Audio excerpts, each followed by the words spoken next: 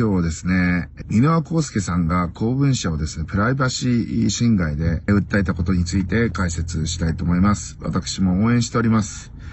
カンパとかもなんか受け付けてるみたいなんで、応援する方はぜひカンパもしてあげてください。箕輪さん、言わずと知れた私の多動力とかですね、編集してくれた幻冬舎のですね、敏腕編集者でございますが、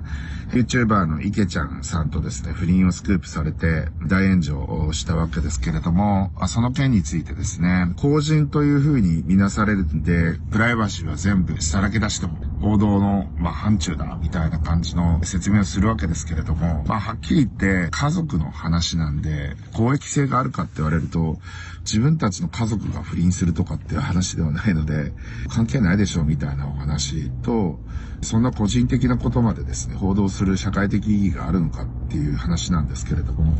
雑誌とか、ウェブとかを買う人たちがいるから成立してるわけであって、結局金儲けのネタに本来暴いてはいけない個人のプライバシーを暴いてるんじゃないですかと。そういうお話なわけですけれども、かなり昔のですね、プライバシー侵害を認定した判決があるわけですけれども、昔はね、本当にマスメディアとかしかなかった状況でですね、プライバシー侵害っていうのは認定されてるわけですけれども、今も SNS ですぐにさらされる、しかもそれがデジタルタトゥーのようになってずっと残り続ける、そんな時代に今なってるわけですけれども、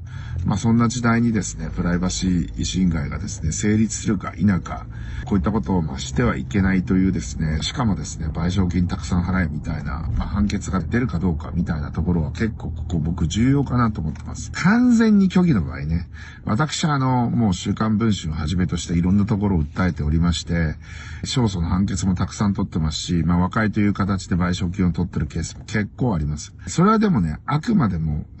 僕の場合はね、虚偽のこと、例えば僕が恵比寿のウェスティンホテルの闇カジノに行ってたとかですね、本当に事実無根の、これなんか週刊現代かな。最近も元編集者と僕揉めてましたけど、ネット上で。カスにはカスの教授があるんですみたいな。よくわかんない。そんな教授いらねえよお前っていう。でも本当あれもひどかったですね。火のないところに煙は立たないって言うけど、火のないところに煙って立つんだみたいな。というのも証言した人が、僕が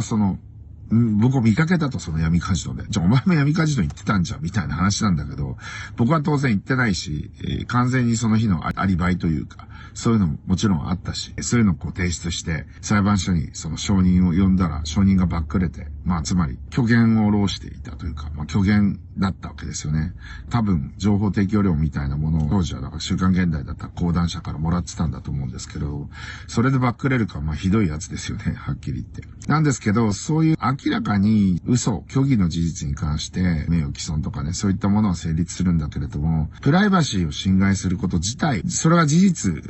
でもですね、プライバシーを侵害することは違法であるっていうような、そういった判決が出るかどうかっていうのは、これすごく実は大事な論点なんですよね。で、それをですね、箕輪くんがそこに風穴を開けようとして、戦ってると。